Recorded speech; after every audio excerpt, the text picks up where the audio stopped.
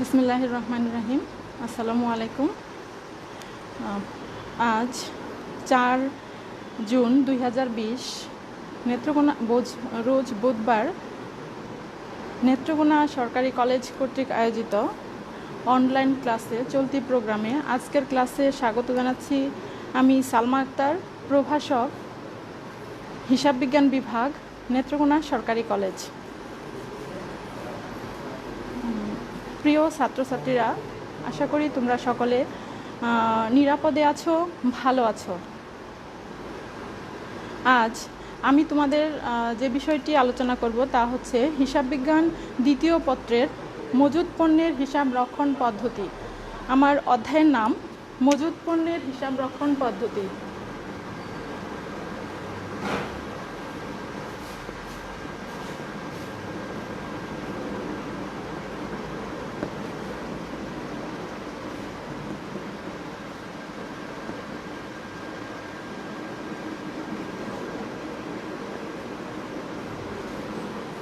মজুদ পণ্যের হিসাব রক্ষণ পদ্ধতি।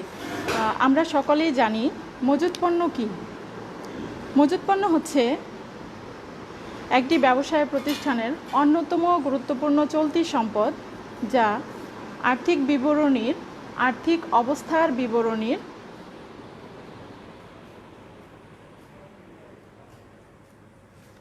চলবে না বন্ধ আর্থিক অবস্থার বিবরণীর চলতি সম্পদের হাতে নগদ, ব্যাংক জমা এবং প্রাপ্য হিসাবের পরেই যার অবস্থান, এটি খুবই গুরুত্বপূর্ণ একটি চলতি সম্পদ। এবার আসো আমরা জানি মজুদ পণ্য কাকে বলে। সাধারণ অর্থে মজুদ পণ্য বলতে আমরা বুঝি একটা ব্যবসায় প্রতিষ্ঠানের গুদামে সংরক্ষিত পণ্য যা বিক্রয়ের জন্য সংরক্ষণ করা হয়। ব্যাপক অর্থে আমরা যদি বলি তাহলে আমরা বলবো যে ভবিষ্যতে বিক্রয়ের জন্য এবং উৎপাদন কার্য পরিচালনার জন্য যেই পণ্য একটা ব্যবসায় প্রতিষ্ঠান সংরক্ষণ করে তাকেই বলা হয় মজুদ পণ্য। তাহলে আমরা কি বলবো? অবশ্যই সেখানে থাকবে কি উদ্দেশ্য? বিক্রয়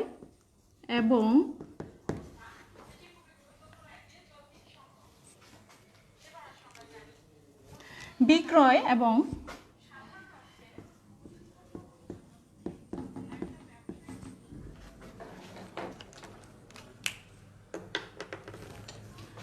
উৎপাদন কার্য।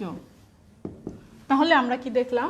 আমাদের এমফাসাইজ হবে বিক্রয় এবং উৎপাদন কার্য পরিচালনা করা। এখন একটা ব্যবসায়ী প্রতিষ্ঠানে বিভিন্ন ধরনের পণ্য থাকতে পারে যা আমরা কি করি, মণিহারি কাজে ব্যবহার করি, যা প্রতিষ্ঠান ব্যবহার শেষে, বছর শেষে হাতে থাকে, তাকে কিন্তু আমরা মজুদ পণ্য হিসেবে আখ্যায়িত করব না। আমরা শুধুমাত্র আমাদের এমফাসাইজ থাকবে যে যেই পণ্যটা আমরা পুনরায় বিক্রয় করব অথবা উৎপাদন কার্য পরিচালনার জন্য সংরক্ষণ করব, তাকেই আমরা মজুদ পণ্য হিসেবে আখ্যায়িত করব। আশা করি তোমরা বুঝতে পেরেছ। এবার আসো আমরা দেখি মজুদ পণ্যের শ্রেণীবিভাগ সম্পর্কে আমরা আলোচনা করার আগে আমরা জানি যে এক একটা প্রতিষ্ঠানের এক এক ধরনের মজুদ পণ্য থাকে। তো প্রতিষ্ঠানকে আমরা সাধারণত দুই ভাগে ভাগ করি। একটা হচ্ছে উৎপাদনধর্মী প্রতিষ্ঠান আর একটা হচ্ছে ক্রয় বিক্রয়কারী প্রতিষ্ঠান। এখন উৎপাদনকারী প্রতিষ্ঠান, তোমরা সকলে এখানে একটু গুরুত্বের সাথে শোনার চেষ্টা করো বা বোঝার চেষ্টা করো যে মজুদ পণ্যকে আমরা দুইটা প্রতিষ্ঠানের আলাদা আলাদাভাবে ক্লাসিফাই করব। সেটা হচ্ছে উৎপাদনকারী প্রতিষ্ঠান এবং ক্রয় বিক্রয়কারী প্রতিষ্ঠান। এখন আসো উৎপাদনকারী প্রতিষ্ঠানের ক্ষেত্রে আমরা মজুদ পণ্যকে তিন ভাগে ভাগ করব। আমি আবারও বলছি, তিন ভাগে ভাগ করব। এক নম্বর হচ্ছে কাঁচামাল মজুদ পণ্য। আমরা যদি দেখি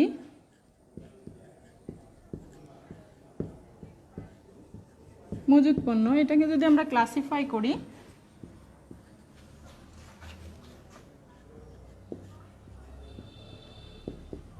উৎপাদনকারী প্রতিষ্ঠান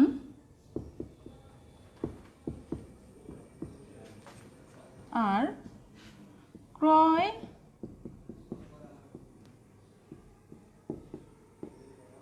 বিক্রয়কারী প্রতিষ্ঠান, উৎপাদনকারী প্রতিষ্ঠান, যে প্রতিষ্ঠান নিজেরা পণ্য উৎপাদন করে বাজারে বিক্রি করে সেই প্রতিষ্ঠানকে আমরা উৎপাদনকারী প্রতিষ্ঠান বলি। তো এই প্রতিষ্ঠানের জন্য মজুত পণ্যকে আমরা 3 ভাগে ভাগ করি। এক হচ্ছে কাঁচামাল,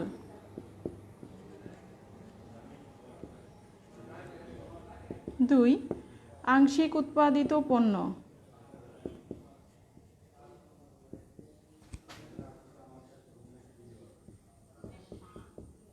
3 পূর্ণ তৈরিকৃত পণ্য।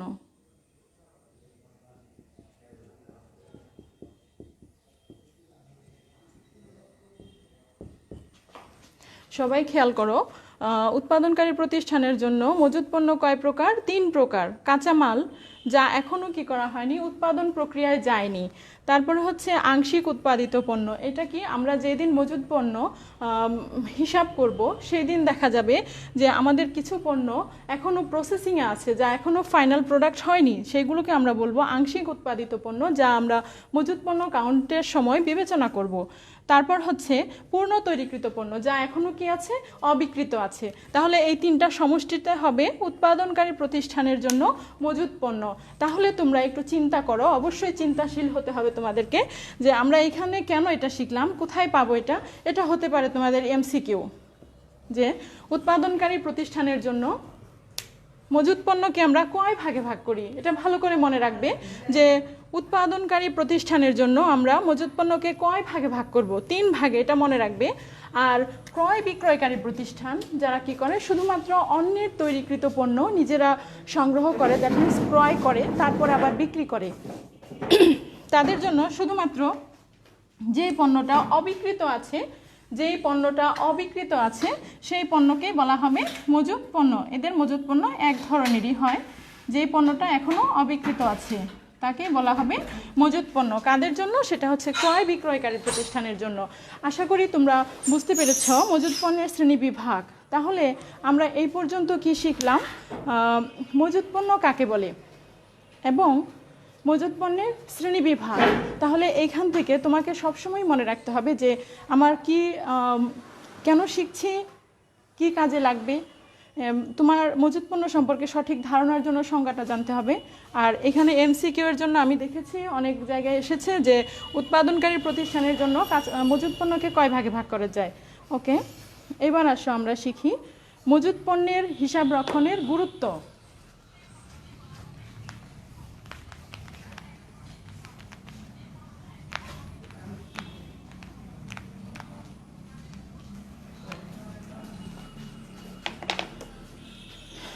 মজুত পণ্যের হিসাব রক্ষণের গুরুত্বটা কি? এখন আমরা যে কোনো বিষয় জানার আগে আমরা চেষ্টা করি যে কেন জানছি, কি এর প্রয়োজনীয়তা। তাহলে দেখো, একটা ব্যবসায়ী প্রতিষ্ঠান যদি তুমি সঠিকভাবে রান করতে চাও, তাহলে তোমাকে অবশ্যই এর পণ্য দ্রব্য সম্পর্কে সঠিক হিসাব রাখতে হবে। আর এটা আমরা কিভাবে জানি? অতীতের যে রেকর্ড আছে, অতীতের যে আমরা হিসাব করেছি অলরেডি, সেখান থেকে আমরা তথ্য নিই এবং তার ট্রেন্ডটা কি, যে আমাদের ইনক্রিজিং ট্রেন্ড না ডিক্রিজিং ট্রেন্ড, আমাদের মার্কেট ডিমান্ড কি, সেই অনুযায়ী আমরা কি করি, তথ্য নিয়ে বর্তমান বছরের জন্য আমরা মজুত পণ্যের পরিমাণ নির্ধারণ করি। এখন দেখো, যদি এই মজুত পণ্যের পরিমাণ নির্ধারণটা সঠিকভাবে না করতে পারি, আমি আবারও বলছি সঠিকভাবে, কেন সঠিকভাবে না? যদি এমন হয় যে তুমি বেশি পরিমাণে পণ্য সংরক্ষণ করো, আবারও বলি বেশি পরিমাণে তুমি যদি সংরক্ষণ করো, তাহলে আমাদের কি হবে? বেশি। এর ইম্প্যাক্টটা কি? দেখো, আমরা যখন পণ্যটা ক্রয় করব তখন আমাদের জাবেদা কি হবে? জাবেদা হবে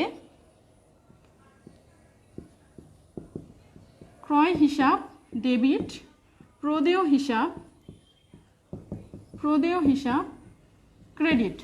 এখানে তোমরা খেয়াল করো, যা প্রদেয় হিসাব ক্রেডিট হওয়ার মানে কি, আমার প্রতিষ্ঠানে একটা কারেন্ট লায়াবিলিটিস, চলতি দায়ের সৃষ্টি হয়েছে। তুমি কি করেছো? প্রয়োজনের তুলনায় অতিরিক্ত মজুত পণ্য সংরক্ষণ করেছো, আর তোমার চলতি দায়ের সৃষ্টি হয়েছে, কিন্তু মজুত পণ্য অবিকৃত অবস্থায় আছে। তার মানে তুমি মজুত পণ্যকে নগদ টাকায় রূপান্তর করতে পারোনি। যেহেতু পারোনি, কিন্তু প্রদেয় হিসাবে টাকা তোমাকে কি করতে হবে, পরিশোধ করতে হবে।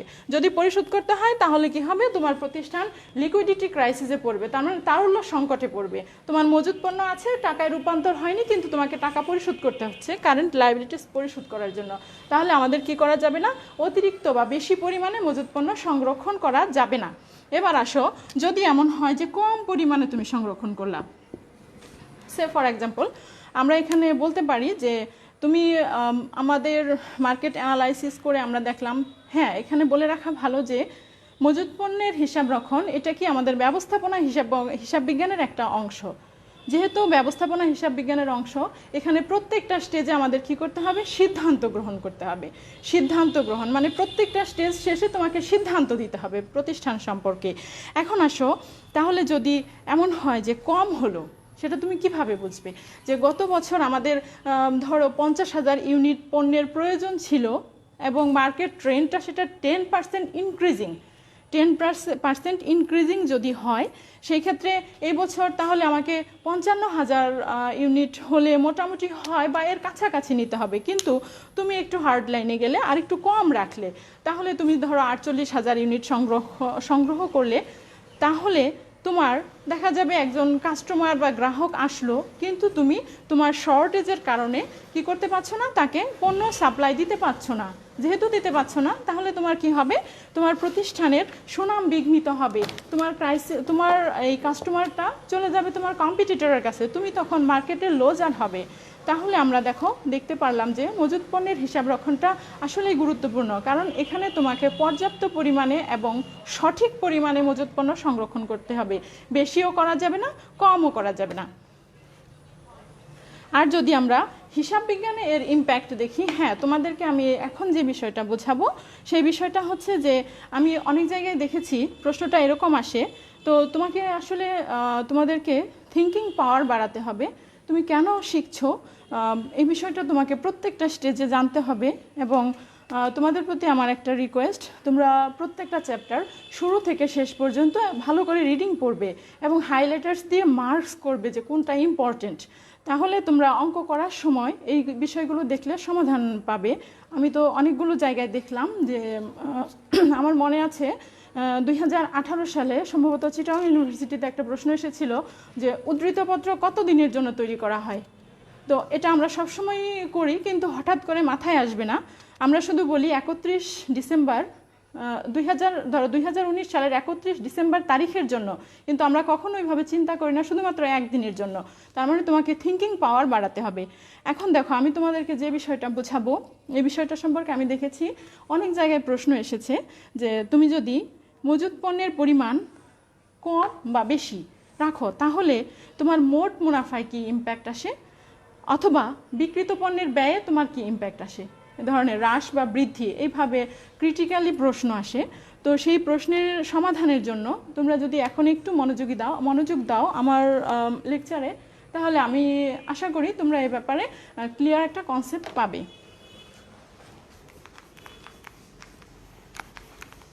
আর এটা বোঝানোর জন্য আমাকে আর্থিক বিবরণীর, বিশদ আয় বিবরণীর আংশিক কিছু অংশ তোমাদের সামনে উপস্থাপন করতে হবে। যেমন ধরো,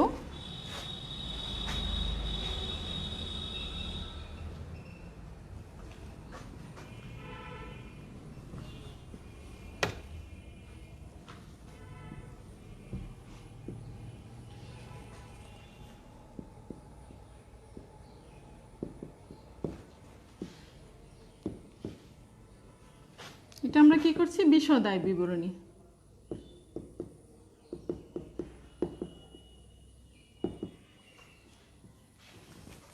আমাদের প্রথমেই কি নির্ণয় করি, নিট বিক্রয়। নিট বিক্রয়, ধরো এখানে নিট বিক্রয় আছে মানে 2 লক্ষ টাকা, 2 লক্ষ টাকা। এবার এখান থেকে আমরা বাদ দিব কি, বাদ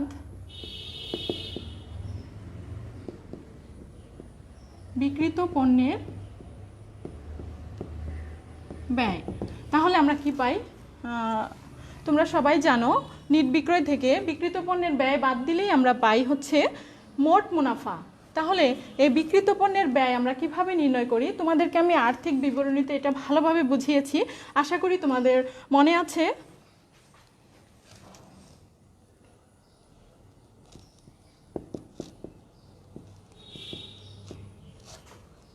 প্রথমে আসবে প্রারম্ভিক মজুদ। ধরো প্রারম্ভিক মজুদ আছে আমাদের 10,000 টাকা। প্রারম্ভিক মজুদ 10,000 টাকা। তোমরা সকলেই খাতা কলম এবং ক্যালকুলেটর নিয়ে বসতে পারো, তাহলে তোমাদের জন্য আরও ভালো হবে শেখাটা। প্রারম্ভিক মজুদ পণ্য 10,000 টাকা প্লাস ক্রয় এবং ক্রয়ের সাথে আনুষঙ্গিক সকল খরচ যোগ করে আমরা লিখব ক্রয়কৃত পণ্যের ব্যয়। ক্রয়কৃত পণ্যের ব্যয়।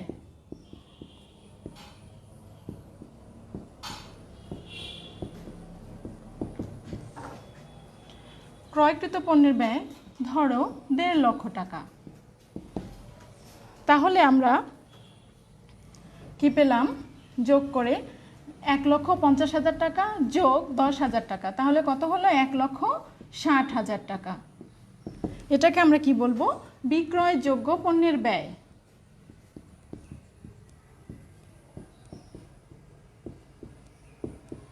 বিক্রয়যোগ্য পণ্যের ব্যয়। এখান থেকে আমরা বাদ দিব, বাদ সমাপনী মজুত পণ্য।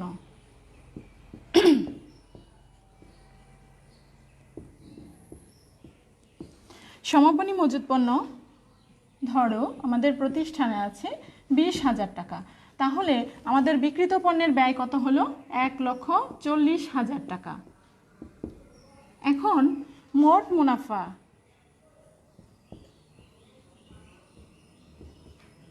মোট মুনাফা কত হলো, 2 লক্ষ টাকা থেকে 1,40,000 টাকা বাদ দিলে আমরা কত পাই, 60,000 টাকা। এটা হচ্ছে আমাদের প্রকৃত অবস্থা। প্রকৃত অবস্থা কত, আমাদের 60,000 টাকা হলো মোট মুনাফা। এখন ধরো কোনো কারণে আমরা কি শিখছি, এটা আগে আরেকবার একটু রিকল করে নিই আমরা, যে আমরা শিখছি মজুত পণ্যের হিসাব রক্ষণের গুরুত্বটা কি, আমরা কিন্তু সেটা শিখছি। সেখানে শিখতে গিয়ে আমরা দেখলাম আমাদের ধরো প্রতিষ্ঠানের প্রকৃত অবস্থা হওয়ার কথা 60,000 টাকা মোট মুনাফা। আর কিন্তু যদি কোনো কারণে, যদি কোনো কারণে এই 20,000 টাকার জায়গায়, এর পরিবর্তে যদি তুমি কি করো, সরি, এইখানে 20,000 টাকার পরিবর্তে যদি তোমার হয় 10,000 টাকা, 10,000 টাকা, খেয়াল করো, তাহলে দেখো আমাদের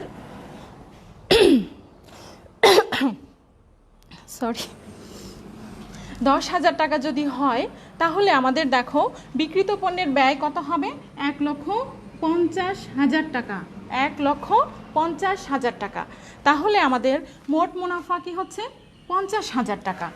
এখন তাহলে খেয়াল করো, প্রকৃত অবস্থা ছিল আমাদের মোট মুনাফা 60,000 টাকা, কিন্তু তুমি সঠিকভাবে হিসাব রক্ষণ প্রক্রিয়া সঠিকভাবে সম্পন্ন না করার কারণে আমাদের মুনাফা কি হলো, হ্রাস পেল।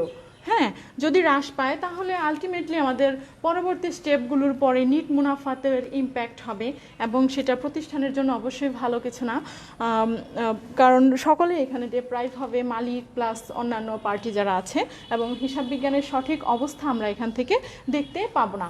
তাহলে এখন আমরা কি দেখলাম, প্রকৃত অবস্থা থেকে যদি কম দেখাই, তোমাদের আমি বলেছিলাম যে এর ইম্প্যাক্ট কি, যদি কম দেখাই তাহলে হচ্ছে আমাদের মোট মুনাফা হ্রাস পাচ্ছে, বিক্রিত পণ্যের ব্যয় বেড়ে যাচ্ছে। তাহলে আমরা কি বললাম, এর রিলেশনটা কেমন, রিলেশনটা হচ্ছে যে কমে গেলে, মজুত পণ্য কমে গেলে, আবার বলছি, মজুত পণ্য যদি কমে যায় তাহলে মোট মুনাফা একই দিকে হাঁটে, মোট মুনাফাও কি হলো, কম হলো, কিন্তু বিক্রিত পণ্যের ব্যয় কি হয়, বেড়ে যায়। তা আবার খেয়াল করো, যদি সমাপনী মজুত পণ্য তুমি কম রেকর্ড করো তাহলে আমাদের মোট মুনাফা কমে যায় এবং বিক্রিত পণ্যের ব্যয় কি হয়, বেড়ে যায়। কিন্তু যদি এর উল্টোটা খেয়াল করো, যদি তুমি মজুত পণ্য 20,000-এর জায়গায় 30,000 করো, তার মানে মজুত পণ্য যখন তোমার বেড়ে গেল তখন তোমার কি হবে, দেখো তখন আমাদের বিক্রিত পণ্যের ব্যয় হচ্ছে 30,000 টাকা, এবং দেখো মোট মুনাফা হচ্ছে 70,000 টাকা। সেক্ষেত্রে আমাদের কি হচ্ছে, মোট মুনাফাটা বেড়ে যায়। তাহলে এখানে খেয়াল করো যে যদি সমাপনী মজুত পণ্য তুমি বেশি দেখাও তাহলে কি হবে, আমাদের মোট মুনাফাটা বেড়ে যাবে এবং বিক্রিত পণ্যের ব্যয় হ্রাস পাবে। যেহেতু মোট মুনাফা বেড়ে যায়, প্রকৃত অবস্থায় এটা এখানে শো করছে না, যদি মোট মুনাফা বেড়ে যায় তাহলে তোমাকে কি করতে হবে, প্রতিষ্ঠানের নিট মুনাফা আলটিমেটলি বেড়ে যাবে, তোমাকে ট্যাক্স বেশি দিতে হবে, প্রতিষ্ঠান বিভিন্নভাবে ডেপ্রাইভ হবে, প্রকৃত অবস্থা দেখানো যাবে না। এই জন্য তোমাকে কি করতে হবে, অবশ্যই মজুত পণ্যটা সঠিকভাবে নির্ণয় করতে হবে। তাহলে হ্যাঁ, এখন যদি তোমাদের প্রশ্ন আসতেই পারে যে মজুত পণ্যের পরিমাণ প্রকৃত অবস্থার থেকে কম দেখালে কি হয়, বেশি দেখালে কি হয়। আশা করি তোমরা বুঝতে পেরেছো এবং নিজেরা বাসায় চেষ্টা করবে। আর এই আলোচনা থেকে আসলে আমরা বুঝতে পারলাম যে মজুত পণ্যের সঠিক হিসাব রক্ষণ একটা ব্যবসায় প্রতিষ্ঠানকে সঠিকভাবে পরিচালনার জন্য খুবই ইম্পর্টেন্ট। কারণ হচ্ছে এই বিক্রয় কার্যক্রমই হচ্ছে আমাদের প্রতিষ্ঠানের মোট মেইন স্ট্রিম, যাকে বলে মূল পরিচালন কার্যক্রম। ওকে, এবার আসো আমরা আরেকবার দেখি আমরা কী কী শিখলাম। আমরা শিখেছি মজুত পণ্য কাকে বলে, মজুত পণ্যের শ্রেণীবিভাগ, মজুত পণ্যের হিসাব রক্ষণের গুরুত্ব। এখন আসো আমরা এর পরবর্তী আমাদের মজুত পণ্যের জন্য আসলে আমাদের কি কাজ করতে হয়। এখন আসো আমরা দেখি মজুত পণ্য সম্পর্কে আমরা জানলাম। এখন আমাদের কি করতে হবে, মজুত পণ্যের মূল্য নির্ধারণ করতে হবে। আবারও বলছি, কি করতে হবে, মজুত পণ্যের মূল্য নির্ধারণ করতে হবে। আর মজুত পণ্যের মূল্য নির্ধারণের ক্ষেত্রে আমরা কি করতে পারি, বিভিন্ন পদ্ধতি অ্যাপ্লাই করা যায়। যেমন ধরো প্রতিষ্ঠানে একটা নির্দিষ্ট সময় শেষে কি পরিমাণ মজুত পণ্য আছে সেটা আমরা বাস্তব গণনার মাধ্যমে পেতে পারি। মানে হচ্ছে তুমি কাউন্ট করলে পার্সোনালি যে কত পরিমাণে আছে, কিন্তু বর্তমানে আসলে এই পদ্ধতিটা এতটা অ্যাপ্লিকেবল না। কারণ হচ্ছে প্রত্যেকে সফটওয়্যার ইউজ করে, বারকোড ইউজ করে দেখা গেল যে পণ্যগুলো তারা আলটিমেটলি সহজেই গণনা করতে পারে। এটা হচ্ছে মূল্য নির্ধারণের একটা পদ্ধতি। আর এই মূল্য নির্ধারণের করতে গিয়ে আমরা আসলে কিছু সমস্যার মধ্যে পড়ি। যেমন ধরো, যেই দিন আমরা মজুত পণ্যের মূল্য নির্ধারণ করছি, যেই দিন আমরা মজুত পণ্যের মূল্য নির্ধারণ করছি সেই দিন সকল পণ্য আমাদের হাতে নাও থাকতে পারে। কি হতে পারে, কিছু পণ্য ক্রয় করেছি যা আমাদের যার কাছ থেকে আমরা ক্রয় করেছি তার কাছ থেকে, বিক্রেতার কাছ থেকে পণ্য আমাদের কাছে আসছে, তার মানে পরিবহনাধীন আছে। আবার কিছু পণ্য আমরা বিক্রি করেছি যা এখনও ক্রেতার কাছে পৌঁছায়নি। তাহলে আবার কিছু পণ্য থাকে চালানি পণ্য। তাহলে এই যে সমস্যাগুলো, তখন আমরা কিভাবে এর মূল্য নির্ধারণ করব, এটা একটা প্রবলেম। এখন আসো যে মজুত পণ্যের মূল্য নির্ধারণের ক্ষেত্রে আমাদের যে সমস্যাগুলো হয় সেই সমস্যাগুলো আমরা একটু বুঝে নিই। যে পরিবহনাধীন পণ্যের ক্ষেত্রে কে মালিক হবে, পরিবহনাধীন পণ্যের ক্ষেত্রে পণ্যের মালিক কে হবে, সেই ব্যাপারে আমরা একটু ক্লিয়ার কনসেপ্ট নিয়ে নিই, যা তোমাদের আসলে পরীক্ষাতে খুবই, আমি দেখেছি অনেক পরীক্ষাতে, ইভেন ইউনিভার্সিটি অ্যাডমিশন টেস্টে এখান থেকে অনেক প্রশ্ন আসে। তোমরা অবশ্যই খুব ভালোভাবে শোনার চেষ্টা করো এবং বোঝার চেষ্টা করো।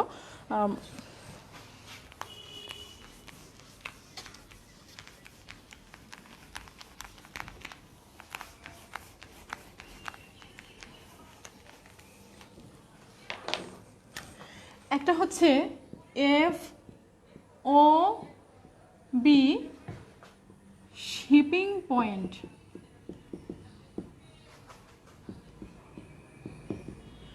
FOB শিপিং পয়েন্ট, আরেকটি হচ্ছে FOB ডেস্টিনেশন।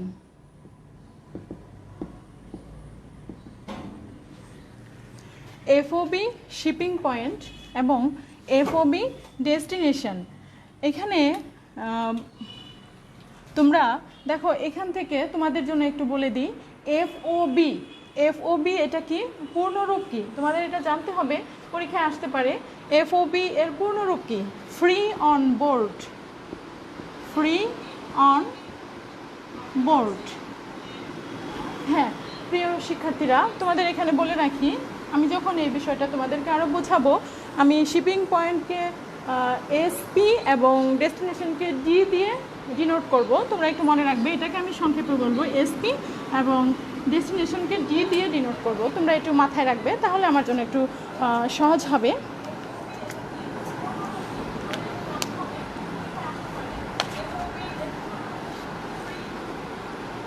দেখো FOB শিপিং পয়েন্ট, এখানে কি পণ্যটা বিক্রি করার পরে, হ্যাঁ এখন শিপিং পয়েন্ট বলতে তোমরা আবার মনে করো না যে জাহাজের জায়গা, না এটা তা না, এটা হচ্ছে যে পণ্যটা যখনই পরিবহন কোম্পানির কাছে দেওয়া হয়, তাহলে কি পরিবহন কোম্পানির কাছে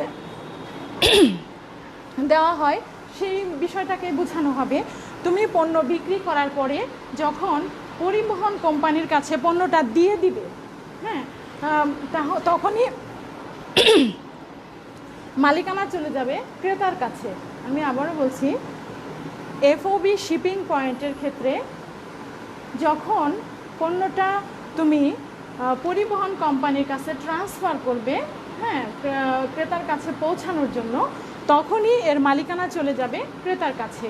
অন্যদিকে FOB ডেস্টিনেশন কি, পণ্যটা পরিবহন কোম্পানিকে দিবে, তারপরে ক্রেতার হাতে পৌঁছানো পর্যন্ত যখন পৌঁছাবে তখনই শুধুমাত্র মালিকানা যাবে ক্রেতার কাছে। তাহলে বিষয়টা নিশ্চয়ই বুঝতে পেরেছো তোমরা যে শিপিং পয়েন্টের ক্ষেত্রে মালিকানা কি হবে। মালিকানা হচ্ছে যখন পরিবহন কোম্পানির কাছে দিয়ে দিবে তখনই বিক্রেতার আর ওই পণ্যের প্রতি কি থাকে না, কোনো মালিকানা থাকে না, চলে যায় ক্রেতার কাছে। আর ডেস্টিনেশন হচ্ছে ক্রেতার হাতে পণ্য পৌঁছানোর পরে ক্রেতা মালিক হয়, তার আগ পর্যন্ত মালিক কে থাকে, অবশ্যই বিক্রেতা। তাহলে যদি দেখো যে আমরা যদি বলি যে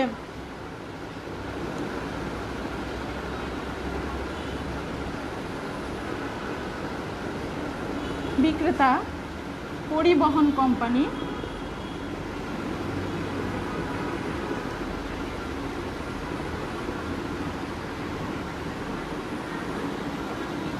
ক্রেতা, হ্যাঁ বিক্রেতার কাছ থেকে পরিবহন কোম্পানির কাছে পণ্য চলে গেলে SP যখন কন্ডিশন থাকে শিপিং পয়েন্ট, তখনই তোমার মালিক হয়ে যাবে ক্রেতা। কিন্তু যখন থাকবে ডেস্টিনেশন থাকবে তখন শুধুমাত্র ক্রেতার হাতে পৌঁছানোর পরে মালিক হবে ক্রেতা, তার আগ পর্যন্ত মালিক থাকবে। তার মানে আমরা বলতে যাচ্ছি যে এই পর্যন্ত হচ্ছে বিক্রেতা মালিকানা। কিন্তু যখন তোমার শিপিং পয়েন্ট থাকবে শুধুমাত্র পরিবহন কোম্পানির কাছে দেওয়ার সাথে সাথেই মালিক হয়ে যাবে আমাদের ক্রেতা। আশা করি বুঝতে পেরেছো। একটি উদাহরণের সাহায্যে তোমাদেরকে বিষয়টা বোঝাচ্ছি।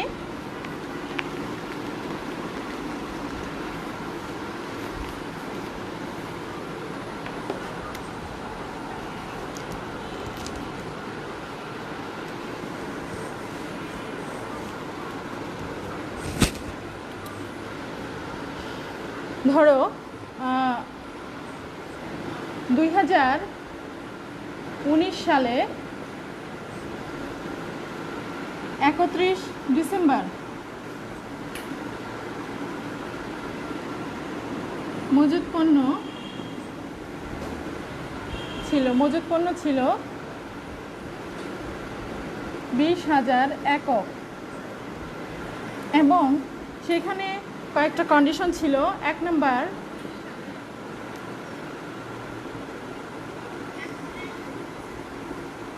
$2,000 একক, খেয়াল করো 2000 একক পণ্য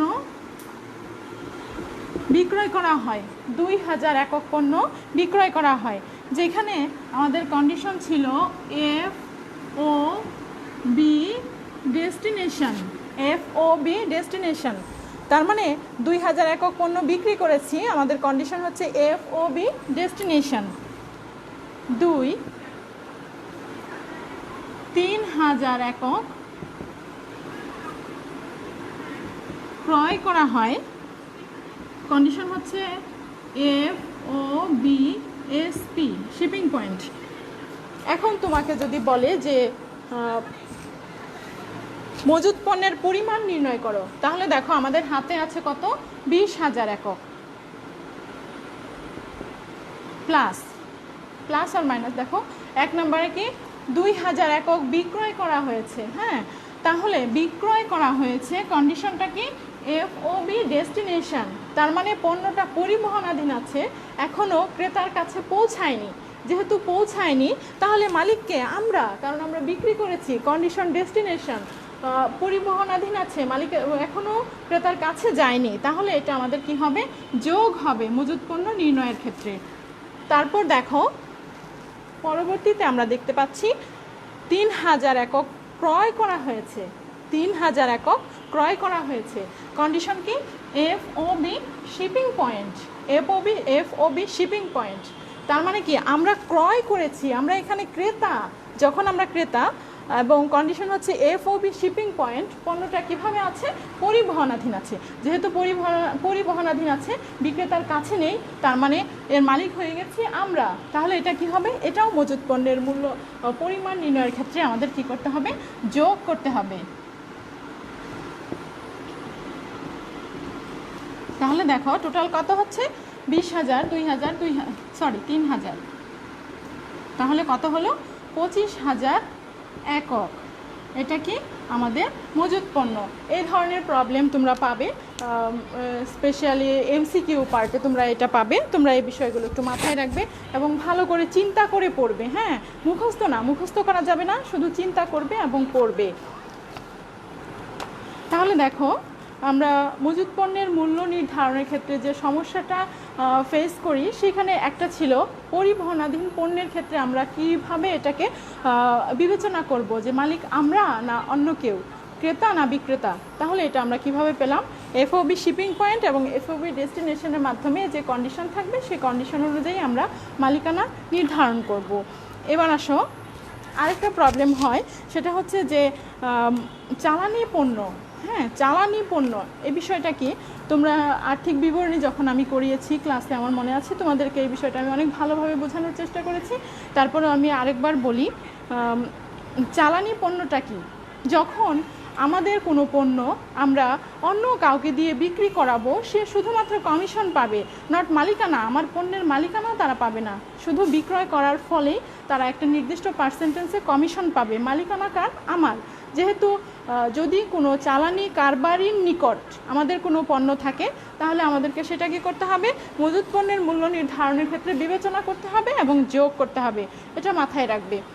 তাহলে তোমাদেরকে মজুত পণ্যের মূল্য নির্ধারণের ক্ষেত্রে কয়টা বিষয় মাথায় রাখতে হবে বন্ধুরা, সবসময় তোমরা মনে রাখবে যে আমাদের কি করতে হবে, যে আমাদের হাতে কত পণ্য আছে, পরিবহনাধীন কত পণ্য আছে, এবং চালানি কারবারের নিকট কোনো পণ্য আছে কিনা, সেই বিবেচনা করে আমরা বছর শেষে কি করব, মজুত পণ্যের মূল্য নির্ধারণ করব। এবং এটা খুবই ইম্পর্ট্যান্ট ব্যাপার। তা না হলে তুমি যদি এই বছর তোমার সমাপনী মজুত পণ্য সঠিকভাবে নির্ণয় করতে না পারো, সামনের বছর গিয়ে, পরবর্তী বছর গিয়ে এটা হবে প্রারম্ভিক মজুত পণ্য। তখন তোমার ওই বছরের যে আরও পণ্য লাগবে, সেই পণ্যটা নির্ণয় করতে অনেক সমস্যা হবে এবং ভুল একটা কনসেপ্ট দাঁড়িয়ে যাবে, আমাদের টোটাল প্রসিডিওরটা তখন বিঘ্নিত হবে। আশা করি তোমরা বুঝতে পেরেছ। এবার আসো আমরা আরেকবার একটু চিন্তা করি, আমরা কি কি পড়েছিলাম। আমরা পড়েছি মজুত পণ্য কি, হ্যাঁ এই বিষয়টা পড়েছি। মজুত পণ্যের শ্রেণীবিভাগ পড়েছি, মজুত পণ্যের হিসাব রক্ষণের গুরুত্ব পড়েছি। তারপরে মজুত পণ্যের মূল্য নির্ধারণ কিভাবে করি, আমরা বাস্তব গণনার মাধ্যমে করি। আবার যে সমস্যাগুলো আমরা ফেস করি, সেটা হচ্ছে সেই ব্যাপারটা হচ্ছে যে পরিবহনাধীন পণ্যের ক্ষেত্রে আমাদের কি করতে হবে, চালানি পণ্যের কনসাইন্ড প্রোডাক্টের ক্ষেত্রে আমাদের কি করতে হবে, সেই ব্যাপারগুলো আমাদেরকে সঠিকভাবে এবং সুন্দরভাবে জানতে হবে। তাহলেই আমরা কি করতে পারবো, সঠিকভাবে মজুত পণ্যের মূল্য নির্ধারণ করতে পারবো। হ্যাঁ, আসো আমরা অনেক কিছু শিখলাম, মজুত পণ্য সম্পর্কে জানলাম, ক্লাসিফিকেশন জানলাম, তারপরে হচ্ছে এর মূল্য নির্ধারণ, সকল কিছুই জানলাম। কিন্তু আমরা কিসের স্টুডেন্ট, হিসাব বিজ্ঞান মানে কি, তোমাকে হিসাবের প্রক্রিয়ায় যেতে হবে, জাবেদা করতে হবে, খতিয়ান করতে হবে, তোমাকে রাওয়ামিল তৈরি করতে হবে, টোটাল অ্যাকাউন্টিং সাইকেলে যেতে হবে। তার জন্য আমাদের কি দরকার, এই মজুত পণ্যকে কোথায় নিতে হবে, হিসাব বিজ্ঞানের আওতায় নিতে হবে। তাহলে হিসাব বিজ্ঞানের আওতায় নেওয়ার জন্য এবার আসো আমরা একটু দেখি মজুত পণ্যের হিসাব রক্ষণের পদ্ধতি। এখন আমরা কি শিখব প্রিয় ছাত্রছাত্রীরা, এখন আমরা শিখব মজুত পণ্যের হিসাব রক্ষণের পদ্ধতি। আশা করি তোমরা সকলেই খাতা কলম এবং ক্যালকুলেটর নিয়ে বসেছ, তাহলে তোমাদের জন্য আরও ভালো হবে।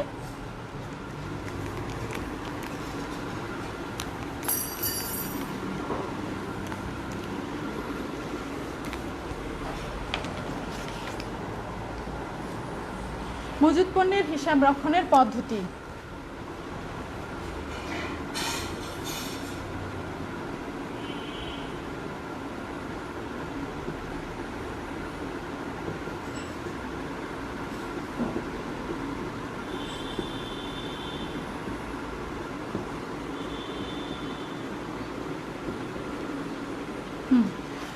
মজুত পণ্যের হিসাব রক্ষণের পদ্ধতি সম্পর্কে এবার আমরা জানব। মজুত পণ্য তাহলে যখনই কাউন্ট করতে হবে তখনই কী করতে হবে, হিসাবভুক্ত করতে হবে। তাহলে হিসাবভুক্ত করতে হবে, হ্যাঁ, কখন করা হবে তার উপর ভিত্তি করে দেখো আমরা হচ্ছে মজুত পণ্যের হিসাব রক্ষণের পদ্ধতিকে দুই ভাগে ভাগ করব। কয় ভাগে? অবশ্যই তোমরা এটা মাথায় রাখবে, দুই ভাগে ভাগ করব, দুই ভাগে ভাগ করব।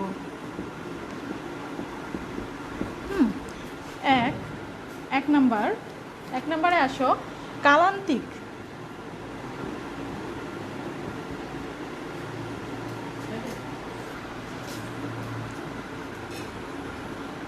দুই,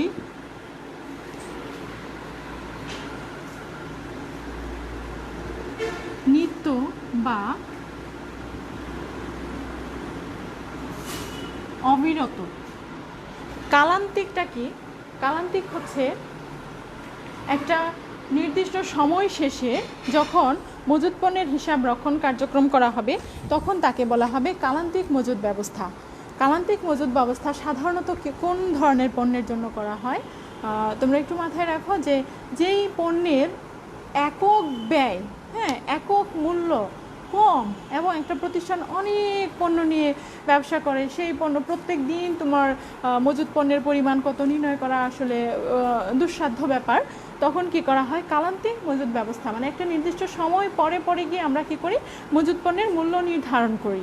এটা হচ্ছে কালান্তিক মজুত পণ্যের ব্যবস্থা। আর একটা হচ্ছে দুই নাম্বার কি? নিত্য বা অবিরত পদ্ধতি। নিত্য বা অবিরত পদ্ধতি, এটা কি?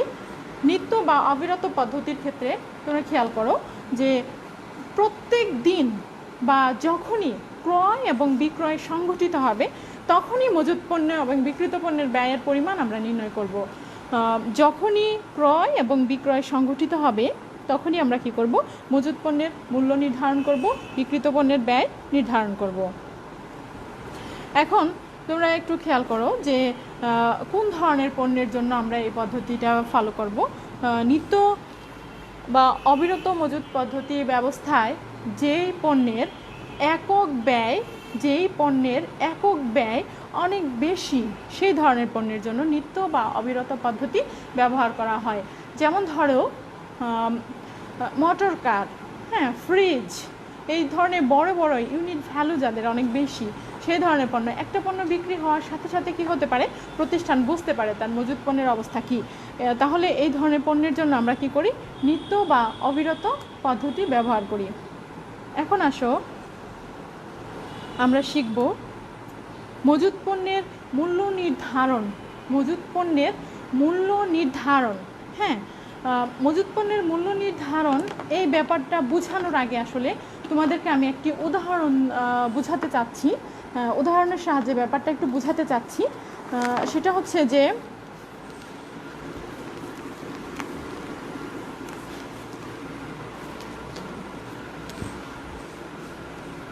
যেমন মিস্টার সাফওয়ান, হ্যাঁ,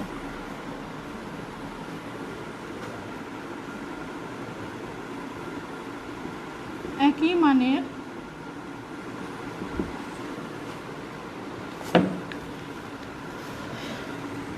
মিস্টার সাফওয়ান একই মানের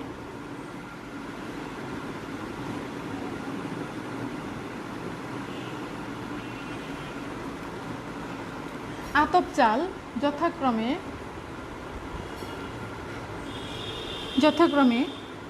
2000 টাকা, 2200 টাকা এবং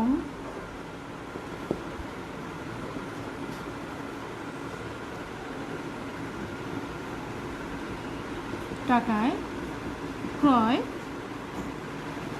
করেন।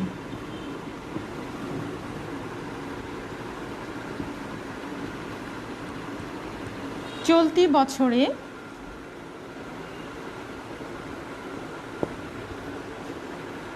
বছরে তিনি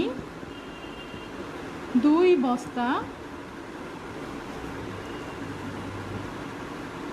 বস্তা চাল প্রতি বস্তা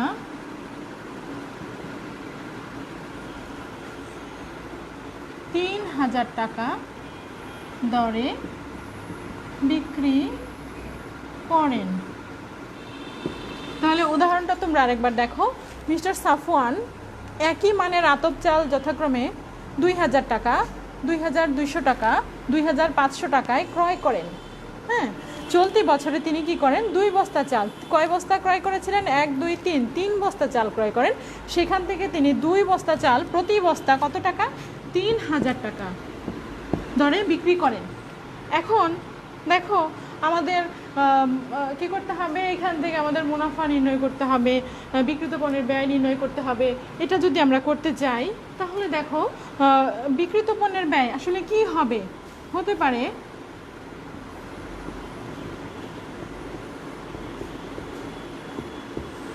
আর মজুত পণ্য,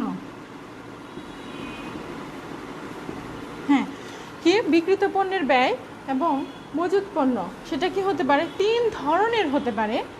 প্রথমে দেখো হতে পারে যে তিনি প্রথম 2 বস্তা বিক্রি করেছেন, তার মানে 2,000 প্লাস 2,200, 2,000 প্লাস 2,200 টাকা। তার মানে আমাদের বিক্রিত পণ্যের ব্যয় হলো 4,200 টাকা, 4,200 টাকা। এবং মজুত পণ্যের পরিমাণ কত? 2,500 টাকা হতে পারে। আমরা কিন্তু জানি না কোন বস্তা বিক্রি করা হয়েছে। 2 হতে পারে তিনি 2,000 এবং 2,500, 2,000 প্লাস 2,500 টাকা, এটা কত? তাহলে 4,500 টাকার চাল বিক্রি করেছেন। তাহলে মজুদ আছে কত? 2,200 টাকা।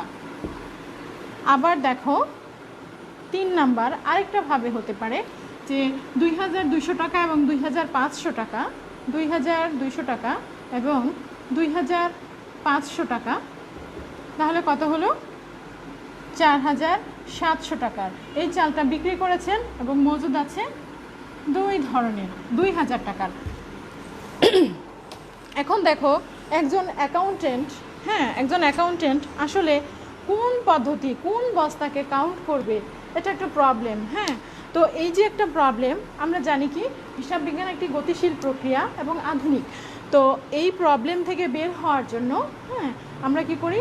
হিসাব বিজ্ঞানের এই এই যে একটা প্রবলেম, এই প্রবলেম থেকে বের হওয়ার জন্য মজুত পণ্যের ব্যয় নির্ধারণের জন্য আমরা 3টি পদ্ধতিকে দেখতে পাই যা হিসাব বিজ্ঞান অ্যালাউ করে, IFRS, IS এরা অ্যালাউ করে। সেটা হচ্ছে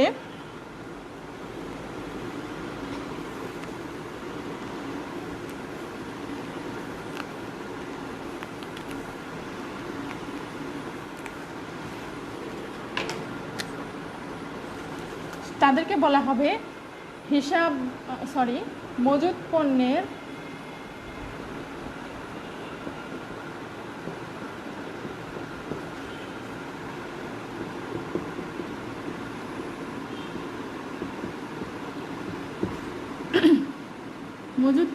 ব্যয় নির্ধারণের পদ্ধতি। মজুত পণ্যের ব্যয় নির্ধারণের পদ্ধতিটা হচ্ছে 1 FIFO মেথড। এখানে FIFO দিয়ে কি বোঝাবে?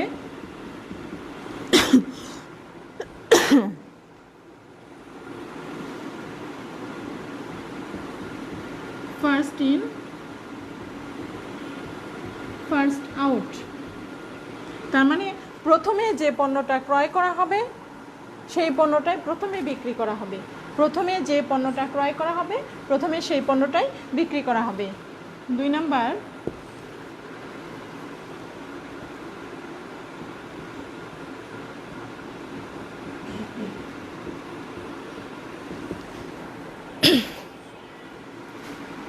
Last in, first out. তার মানে প্রথমে পরে যে পণ্যটা ক্রয় করা হবে তা প্রথমে বিক্রি করা হবে এই পদ্ধতিতে। দেন ওয়েটেড এভারেজ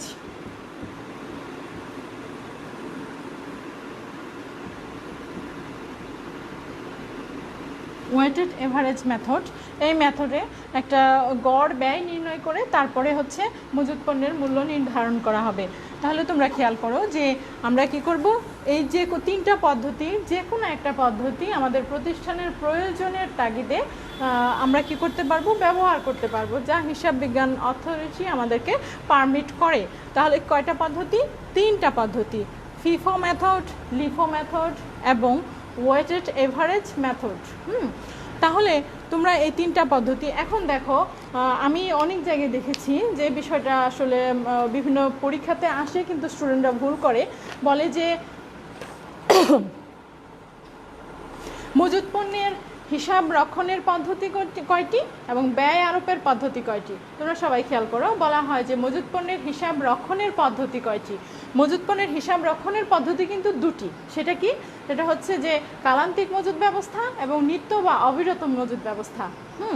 আর ব্যয় আরোপের পদ্ধতি হচ্ছে তিনটি, ফিফো, লিফো এবং ওয়েটেড এভারেজ মেথড।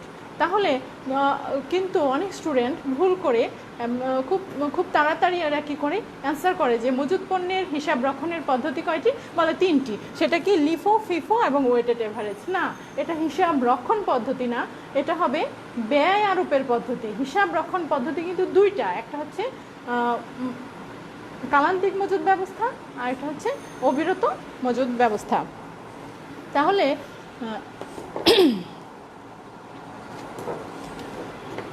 প্রিয় শিক্ষার্থীরা, দেখো আমরা আজকে মজুত পণ্যের ক্ষেত্রে কি কি শিখলাম তোমরা একটু চিন্তা করো। আমরা এই পর্যন্ত কি কি শিখেছি মজুত পণ্য কাকে বলে, মজুত পণ্যের শ্রেণী বিভাগ, মজুত পণ্যের হিসাব রক্ষণের গুরুত্ব শিখেছি মজুত পণ্যের মূল্য নির্ণয় করব আমরা কিভাবে, এবং মূল্য নির্ণয়ের ক্ষেত্রে কি কি জটিলতা দেখা দেয়, সেই জটিলতাগুলো কিভাবে আমরা সলভ করব, কিসের উপর ভিত্তিতে, FOB shipping point, FOB destination, চালানি কারবারের পণ্য, এই বিষয়গুলো আমরা দেখেছি।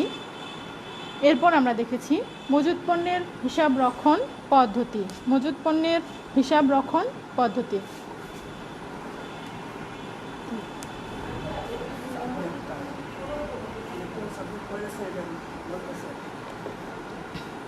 হিসাব বিজ্ঞান দ্বিতীয় পত্র, মজুত পণ্যের হিসাব রক্ষণ।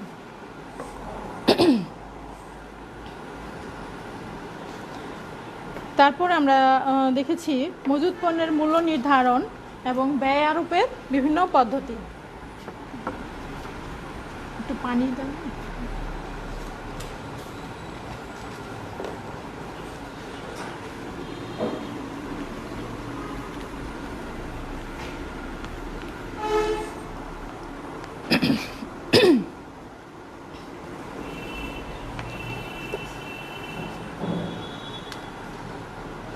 এবার আসো আমরা একটু দেখব মজুত পণ্য হিসাব রক্ষণ ব্যবস্থায়, কালান্তিক মজুত ব্যবস্থায় আমরা কিভাবে মজুত পণ্যের মূল্য নির্ধারণ করি।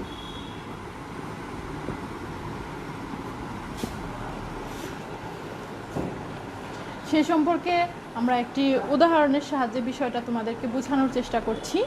সেটা হচ্ছে, উদাহরণটা প্রথমে তোমরা অবশ্যই লিখে নাও উদাহরণটা।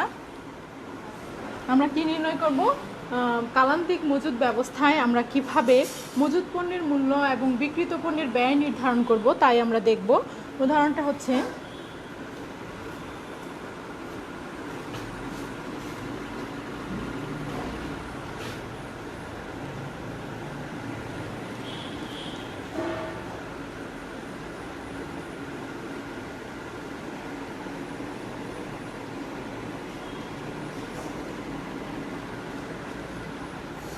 প্রথমে হচ্ছে তারিখ,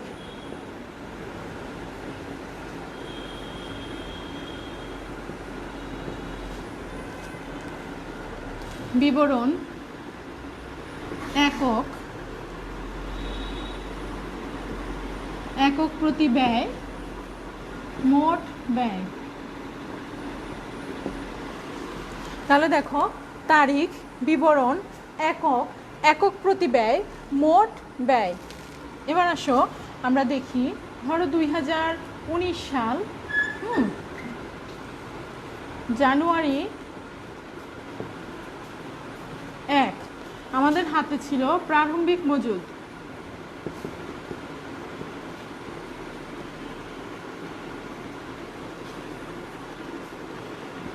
একক 100 একক, একক প্রতি ব্যয় 10 টাকা। তাহলে 100 একক 10 টাকা করে কত হলো? 1000 একক। তারপর ধরো এপ্রিল 15 পণ্য ক্রয় করা হয়েছে 200 একক। একক প্রতি ব্যয় 11 টাকা করে। তাহলে আমাদের মূল্য কত? 2200 টাকা। এবার ধরো আগস্ট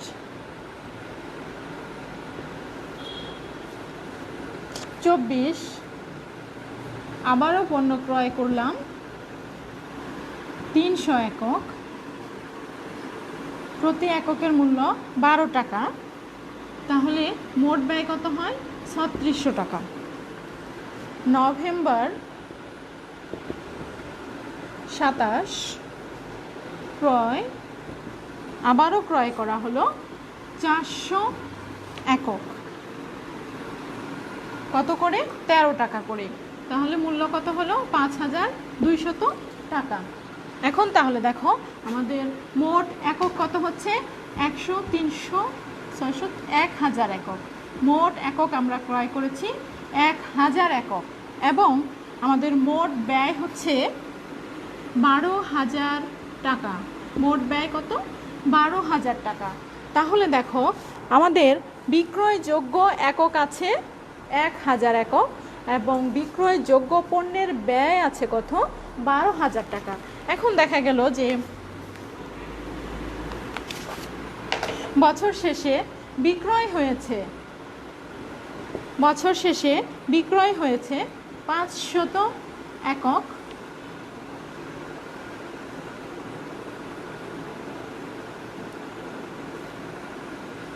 বছর শেষে বিক্রয় হয়েছে 550 একক এবং মজুদ আছে 450 একক। এই হচ্ছে আমাদের মোটামুটি একটা উদাহরণ। সেখানে আমরা কি দেখলাম? কতবার আমরা পণ্য ক্রয় করেছি এবং তাদের মোট ব্যয়। বছর শেষে আমাদের বিক্রয়ের পরিমাণ কত? 550 একক এবং মজুদ আছে কত? 450 একক। এখন ধরো করণীয়টাকে আমরা দেখলাম যে কালান্তিক মজুদ ব্যবস্থায় আমরা কি করব? কালান্তিক মজুদ ব্যবস্থায় মানে প্রতিদিন আমরা মজুদ পণ্যের মূল্য নির্ধারণ করব না, আমরা করব একটা নির্দিষ্ট সময় শেষে।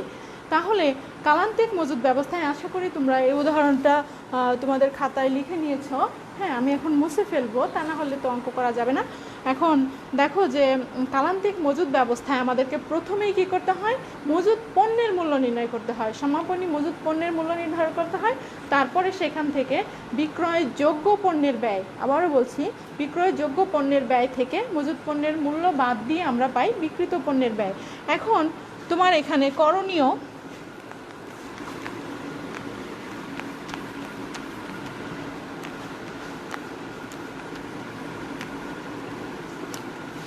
হ্যাঁ, করণীয়টা কি? করণীয় হচ্ছে মজুদ পণ্যের মূল্য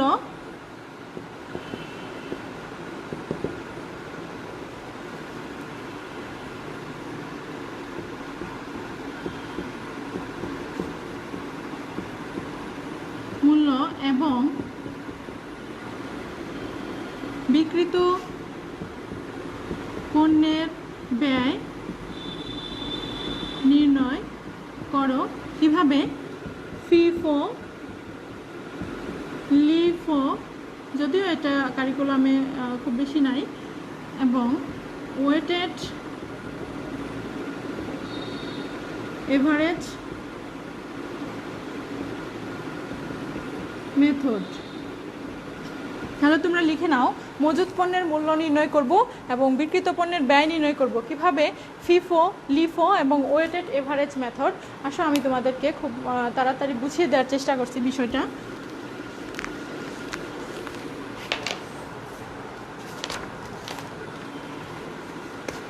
প্রথমে আমরা দেখি ফিফো মেথডে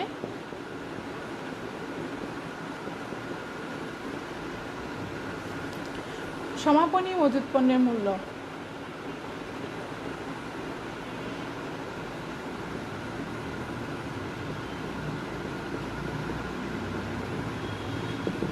খেয়াল করো, আমরা কি নির্ণয় করব, সমাপনী মজুত পণ্যের মূল্য।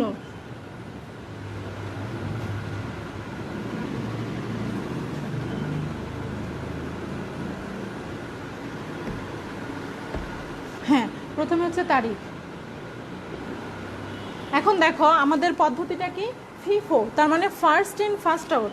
আমাদের বিক্রি হয়েছে কত ইউনিট, 550 ইউনিট, হাতে আছে কত, 450 ইউনিট। তার মানে যে 550 ইউনিট বিক্রি হয়েছে সেটা কোথা থেকে বিক্রি হয়েছে, প্রথমে যে আমরা ক্রয় করেছি সেগুলো বিক্রি হয়েছে, 100 ইউনিট, 200 ইউনিট, 300 ইউনিট, এখান থেকে বিক্রি হয়েছে। আর সমাপনী মজুত পণ্যের মূল্য নির্ণয় হবে তাহলে নিচের দিক থেকে, তার মানে আমাদের হাতে আছে পরে ক্রয়কৃত পণ্য। তাহলে প্রথমে দেখো 2019 নভেম্বর 27 এই তারিখে যে পণ্যটা ক্রয় করেছি তা এখনও আমাদের হাতে আছে। তাহলে কত একক ক্রয় করেছিলাম, 400 একক।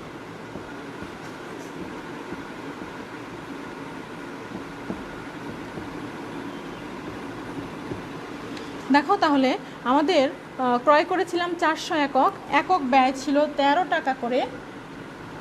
তাহলে মূল্য কত, 5200 টাকা। মোট ব্যয় হচ্ছে 5200 টাকা। কিন্তু তোমরা আরেকবার খেয়াল করো যে আমাদের মজুত পণ্য কত আছে, 450 একক, কিন্তু আমাদের 27 তারিখে আছে কত, 400 একক। তার মানে আমাদেরকে কী করতে হবে, আরও 50 একক লাগবে। এটা কোথার থেকে নিব, তাহলে 27 তারিখের আগের যে ডেট সেইখান থেকে আমরা পণ্যটা নিব। সেটা কত, আগস্ট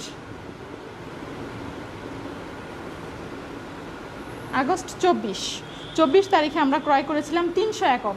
এখন আমরা কি 300 এককে নিতে পারবো না, কারণ আমাদের মজুত পণ্য কত আছে, 450। তাহলে এখানে কত, 400, আর লাগবে কত, শুধুমাত্রই 50 ইউনিট, এবং এটার মূল্য কত, 12 টাকা করে। যদি 12 টাকা করে হয় তাহলে মূল্যটা কত হয়, 600 টাকা। তাহলে দেখো আমাদের এখানে মজুত পণ্যের মূল্য কত হলো, 5800 টাকা, এবং মজুত পণ্যের পরিমাণ কত, 450 একক। হ্যাঁ, তাহলে তোমরা সবাই একটু খেয়াল করো যে সমাপনী মজুত পণ্যের মূল্য ফিফো পদ্ধতিতে আমাদের কি করতে হবে, শেষে যে পণ্যগুলো ক্রয় করা হয়েছে সেখান থেকে মজুত পণ্য নিতে হবে। প্রথমে 400, এটা সর্বশেষ ক্রয়। তারপরে হচ্ছে আগস্টের 300 একক আছে, কিন্তু আমাদের লাগবে মাত্র 50 একক, এই 50 একক নিয়ে নিব। তাহলে আমাদের মোট একক হয়ে গেল কত, 450, এবং ব্যয় হলো কত, 5800 টাকা। এখন তাহলে আমরা কি বলেছিলাম, বিক্রিত পণ্যের ব্যয় নির্ণয় করব। তাহলে বিক্রিত পণ্যের ব্যয় কিভাবে নির্ণয় করব,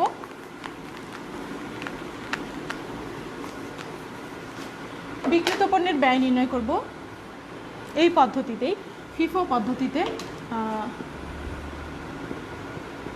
বিক্রিত পণ্যের ব্যয়, বিক্রিত পণ্যের ব্যয় কত হবে, প্রথমে হচ্ছে বিক্রয় যোগ্য পণ্যের ব্যয়। দেখো প্রিয় ছাত্রছাত্রীরা, তোমরা জানো বিক্রয়যোগ্য পণ্যের ব্যয় কত, আমাদের যে টোটাল ক্রয়কৃত পণ্য এবং প্রারম্ভিক মজুত সবটা মিলেই ছিল আমাদের বিক্রয়যোগ্য পণ্যের ব্যয়, যা ছিল 12,000 টাকা। হ্যাঁ, এখান থেকে বাদ দিবে, তোমরা আরেকটু ফর্মালি করবে, হ্যাঁ, একটু ঘর করে করে সুন্দর করে উপস্থাপন করবে, কারণ উপস্থাপনের উপরে কিন্তু এখন ভালো মার্কস পাওয়ার একটা নিশ্চয়তা থাকে। বাদটা কি, সমাপনী মজুত পণ্য।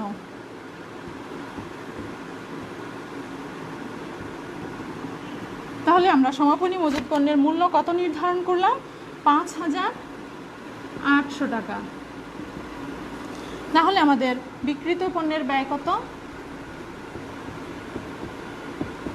বিক্রিত পণ্যের ব্যয় হচ্ছে ৬,২০০ টাকা। এভাবে আমরা নির্ণয় করব লিফো পদ্ধতি। দেখো আমরা বিক্রিত পণ্যের ব্যয় কীভাবে পেলাম, বিক্রয়যোগ্য পণ্যের ব্যয় বা সমাপনী মজুত পণ্য, তাহলেই হচ্ছে বিক্রিত পণ্যের ব্যয়। এবার আসো লিফো পদ্ধতি।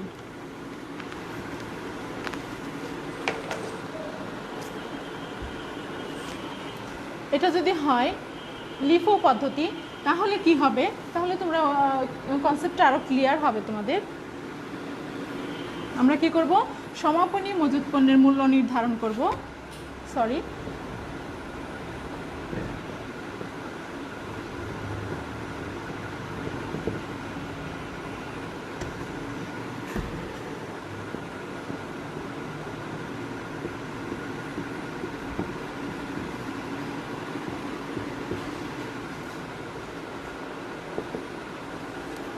যখন পদ্ধতিটা তোমার লিফো, তার মানে লাস্ট ইন ফার্স্ট আউট, তার মানে তুমি শেষে যে পণ্যগুলো ক্রয় করেছো সেটা আগে বিক্রি করবে এবং পূর্বে ক্রয়কৃত পণ্য তোমার হাতে থাকবে। তাহলে দেখো শেষে তুমি নভেম্বরের 7 তারিখে ক্রয় করেছো 400 ইউনিট, এটা তোমার বিক্রি হয়ে গেছে। তারপরে আগস্টের 24 তারিখে ক্রয় করেছো, এখানেও বিক্রি হয়ে গেছে। তাহলে তোমাকে কি করতে হবে, লিফো পদ্ধতিতে মজুত পণ্য নির্ণয়ের ক্ষেত্রে প্রথম দিক থেকে যেতে হবে। তার মানে জানুয়ারি 1, 2019 অবশ্যই লিখবা।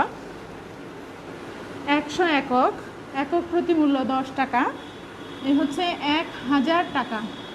এবং এপ্রিল 15, 200 একক, 11 টাকা করে, 2200 টাকা। তারপর হচ্ছে আগস্ট,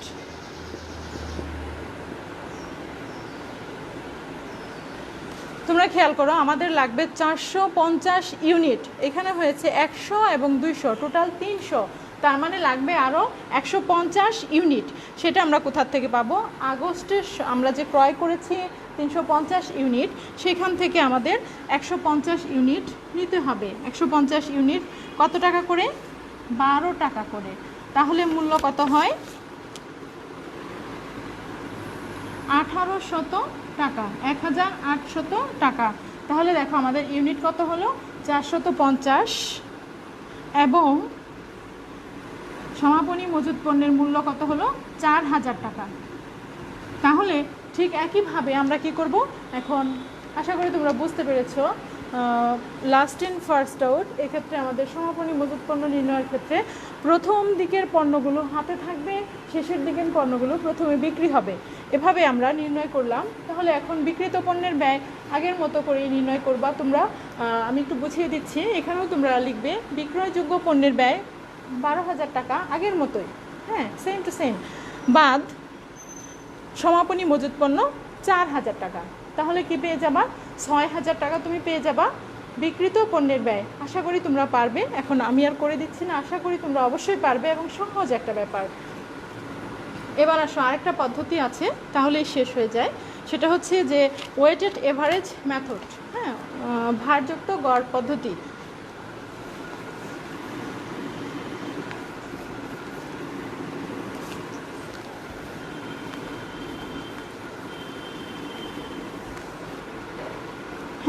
ভারযুক্ত গড় পদ্ধতিতে আমাদের কি করতে হবে, প্রথমে বিক্রয়যোগ্য পণ্যের ব্যয়কে বিক্রয়যোগ্য একক দিয়ে ভাগ করে আমরা একক প্রতি ব্যয় নির্ণয় করব। তারপরে ভার মানে হচ্ছে কার কতটুকু অংশ, সেই অংশ দিয়ে গুণ করে আমরা হচ্ছে পরবর্তী মূল্যগুলো নির্ণয় করতে পারবো। তাহলে প্রথমে আমাদের কি করতে হবে, ওয়েটেড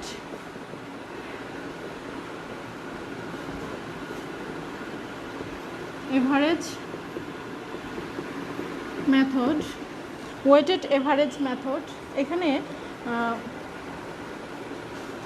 প্রথমে একক প্রতি ব্যয়, একক প্রতি গড় ব্যয়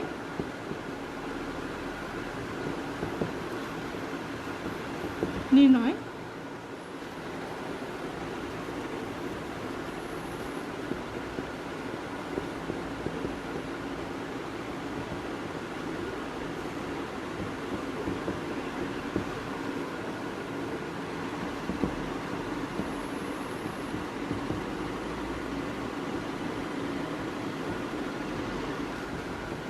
বিক্রয়যোগ্য পণ্যের ব্যয় কত ছিল আমাদের? 12,000 টাকা। আর একক, টোটাল একক ছিল 1,000। তাহলে একক প্রতি ব্যয় হচ্ছে আমাদের 12 টাকা।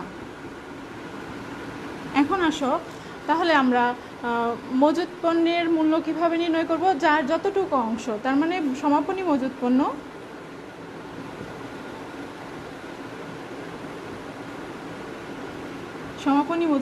সমান সমান আমাদের একক ছিল 450 একক গুণ কত টাকা করে? 12 টাকা। আর বিক্রিত পণ্যের ব্যয়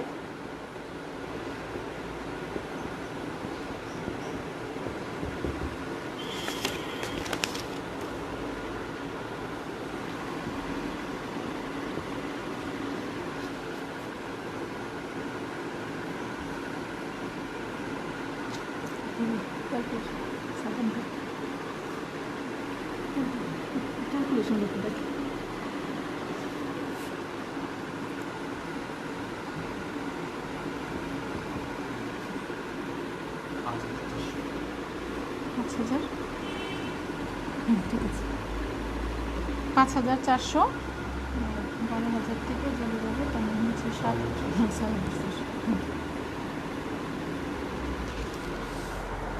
6,600 টাকা। এভাবে আমরা তিনটি পদ্ধতিতে কালান্তিক মজুত ব্যবস্থায় মজুত পণ্যের মূল্য এবং বিক্রিত পণ্যের ব্যয় নির্ণয় করব। আশা করি তোমরা বুঝতে পেরেছ। তাহলে আরেকবার আমরা বলি আজকে আমরা কী কী শিখলাম। মজুত পণ্য কাকে বলে, মজুত পণ্যের শ্রেণীবিভাগ, মজুত পণ্যের হিসাব রক্ষণের গুরুত্ব কী, এবং মজুত পণ্যের মূল্য নির্ধারণ এবং নির্ধারণের ক্ষেত্রে আমরা যে প্রবলেমগুলো ফেস করি সেগুলো কীভাবে সমাধান করব, হিসাব রক্ষণের পদ্ধতি, মজুত পণ্যের হিসাব রক্ষণের পদ্ধতি, ব্যয় আরোপের পদ্ধতি, এবং সর্বশেষে আমরা শিখলাম কালান্তিক মজুত ব্যবস্থায় আমরা কিভাবে কালান্তিক মজুত ব্যবস্থায় আমরা কিভাবে সমাপনী মজুত পণ্য এবং বিক্রিত পণ্যের ব্যয়ের মূল্য নির্ধারণ করব তা শিখলাম। আশা করি তোমরা বুঝতে পেরেছ। আসলে এই ছিল আজকের তোমাদের সামনে আমার ক্লাস। তো এখন আমরা খুব খারাপ একটা সময় পার করছি। আশা করি এই সময়টা আমাদের থাকবে না, আমরা ভালো সময়ে আবার ফিরে যাব, তোমরা আবার ক্লাসে আসবে, আমি তোমাদের সামনে আসব, এটাই আমাদের প্রত্যাশা। তবে তোমাদের প্রতি একটাই রিকোয়েস্ট, তোমরা ভালো থেকো, নিরাপদে থেকো, পড়াশোনার মধ্যে থেকো, এবং যার যতটুকু সামর্থ্য আছে সেই সামর্থ্য অনুযায়ী ভালো কাজ করার চেষ্টা করবে এবং মানুষের কল্যাণে কাজ করার চেষ্টা করবে। বাবা মার জন্য চক্ষু শীতল করা সন্তান হও তোমরা সবাই, এই দোয়া রেখে আমি আমার ক্লাস শেষ করছি। আল্লাহ হাফিজ।